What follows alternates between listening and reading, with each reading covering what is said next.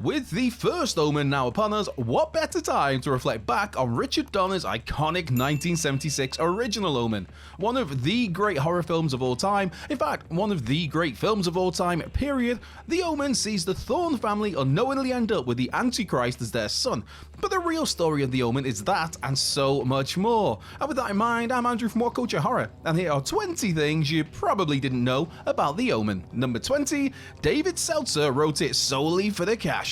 Screenwriter David Seltzer wasn't all that keen on the Omen, at first turning down the offer to write the film.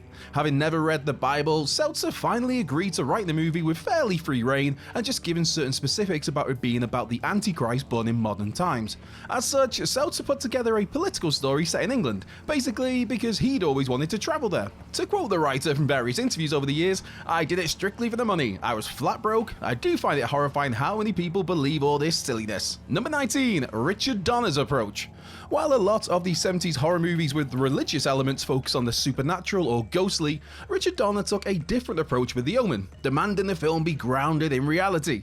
Donner wanted The Omen to be less a work of horror, more a deconstruction of a family in crisis. So he called on David Seltzer to lean on Catherine Thorne's postpartum depression, which is doubled by her doubts over whether Damien is actually her child. Donner also wanted to keep some ambiguity over the sanity of Robert Thorne, keeping everything within the realm of possibility right up until the film's end. Number 18, William Holden turned down the lead role. All of the major religious-themed horrors of that era shared the common denominator of having a big-name lead to bring some credibility to the picture. For example, Rosemary's Baby had the excellent Mia Farrow, and The Exorcist had the similarly brilliant Ellen Burstyn. So, for The Omen, Warner Brothers, who initially looked at the project before it was snapped up by 20th Century Fox, wanted Academy Award winner William Holden for the Robert Thorne role. Holden would turn down that offer because he didn't want to be associated with a film about the devil. Although, despite that, William Holden would take on the lead role for the Omen 2, that being Richard Thorne, the brother of Robert Thorne. Number 17, Charlton Heston also turned down the lead. After William Holden turned down the Robert Thorne gig, the next person to pass on that role was Planet of the Apes favourite Charlton Heston. Given his strong religious beliefs, as shown by him playing Moses and voicing God in the Ten Commandments, the Omen didn't exactly fit for Heston. It also likely didn't have enough guns for the lunatic either. Jaws' Roy Scheider, Once Upon a Time in the West Charles Bronson, and Dick Van Dyke all also turned down the Robert Thorne role. Yes, that Dick Van Dyke. Number 16, Gregory Peck took the role to cope with his son's death. While those other names passed on the Omen, it was Academy Award winner Gregory Peck, at the time best known for To Kill a Mockingbird and Cape Fear, who took on the Robert Thorne role. At that time, the actor was having a hard time dealing with the passing of his son Jonathan, who tragically taken his own life in June 1975.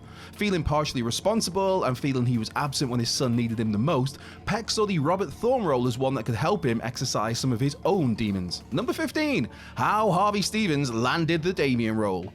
So hard to control were the 500 young boys auditioning for the Damien role, Richard Donner actually contemplated casting a girl in the role at one point. That is, until Harvey Stephens stepped up to the plate.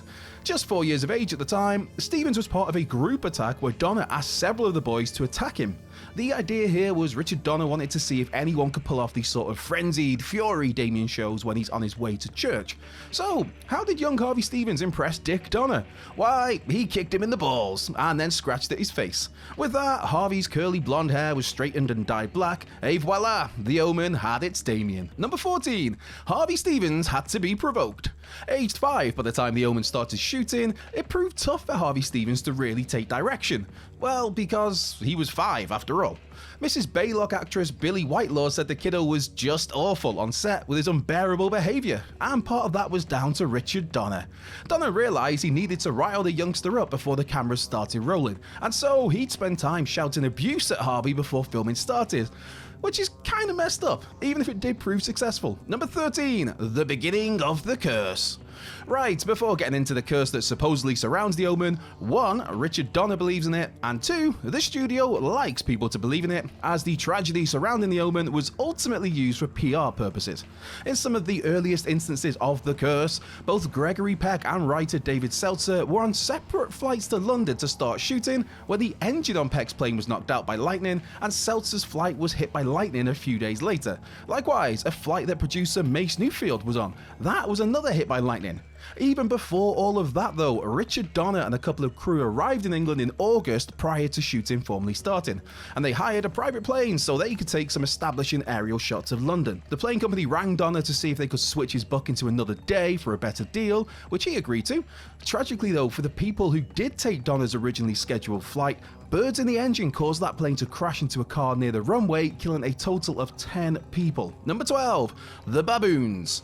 In one of the Omen's most famous scenes, Damien and his mother Catherine take a car ride through Windsor Safari Park, when they come across some baboons who, sensing Damien's evil, attack the car and pound on its windows. During the filming of this sequence, the car driven by actress Lee Remick stalled in the middle of the baboon section, causing a whole bunch of the animals to jump on the car and bang on the windows, meaning the terrified response seen by Catherine Thorne was actually the very real terrified response of Lee Remick. On top of that, one of the animal handlers from that sequence was tragically mauled to death by a tiger shortly after production. Number 11, it wasn't all bad animal experiences.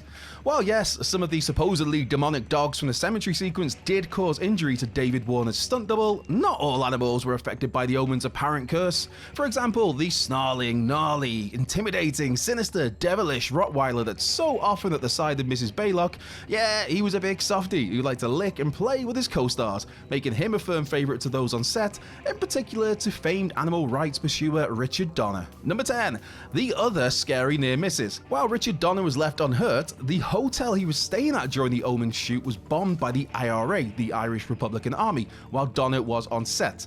That took place on the 5th of September 1975, and the hotel was the Hilton Hotel on Park Lane, London. 2 people were killed and a further 63 injured.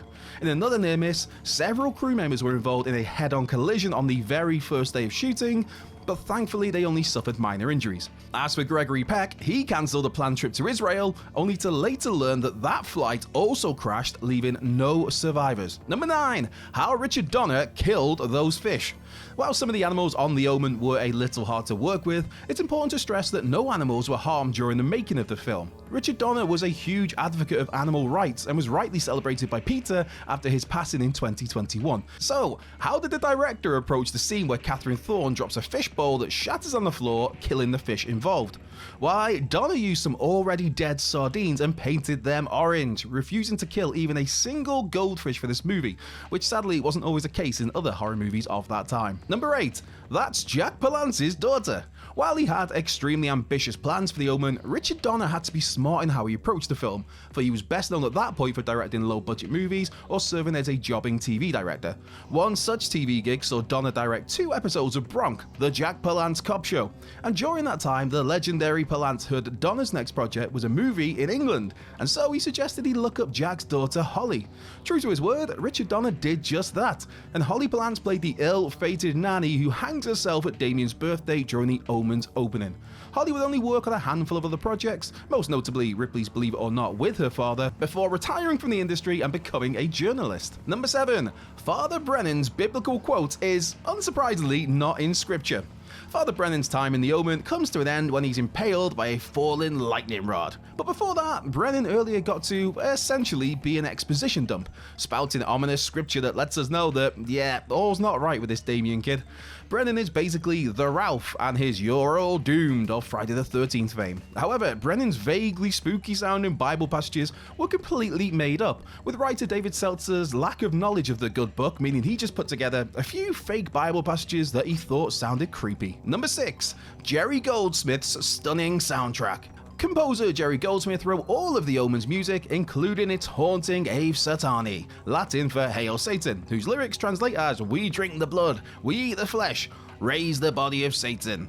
Goldsmith received an Oscar nomination for both Best Original Score and Best Original Song, but having been nominated 8 times before and missed out each and every time, Jerry decided not to bother attending the 1977 Oscars.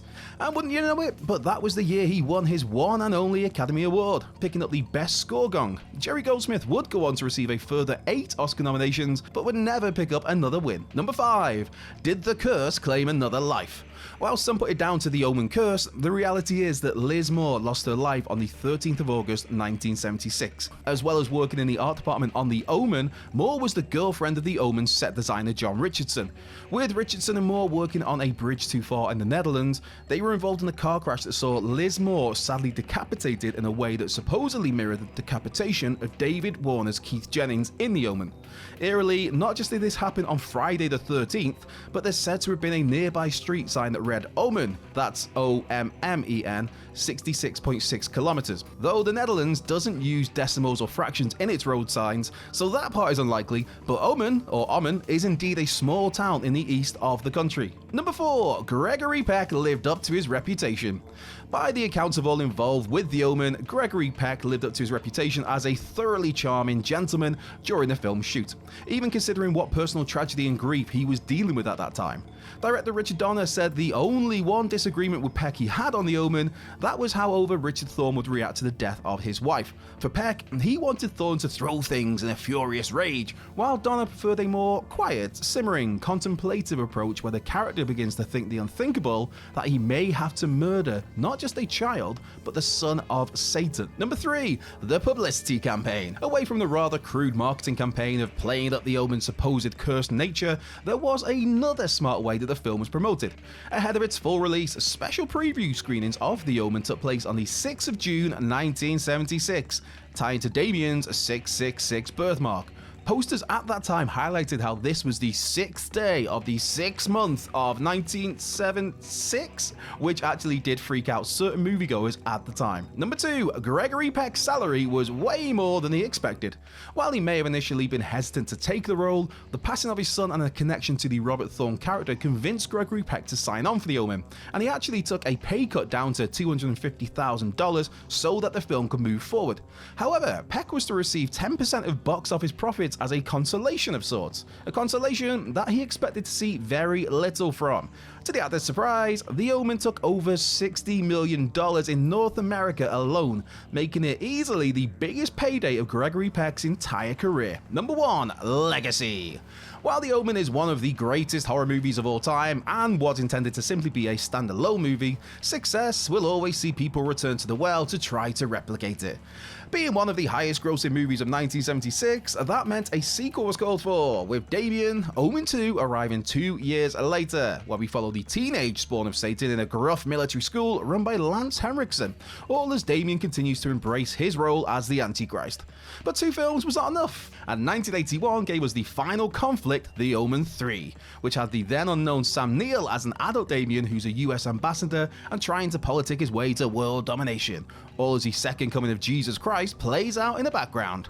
Of course, final doesn't always mean final in horror, and so the final conflict was followed in 1991 by the made-for-TV Omen 4 The Awakening, which largely just lazily retold the story of Damien, but with him replaced by his secret daughter. Oh, and bringing a slightly bonkers final act twist with it. Then, 2006 brought an extremely bland, very vanilla Omen remake. 2016 saw A&E's awful Damien TV series cancelled after just 1 season, and there's even a 5-novel book series which follows the first 3 films before then veering off into fresh territory with its final 2 books. And here we are with the Omen franchise back on the big screen with the first Omen, but regardless of your thoughts on this new film, nothing can ever take away from the sheer brilliance of Richard Donner's stunning original movie. A masterpiece if ever there was.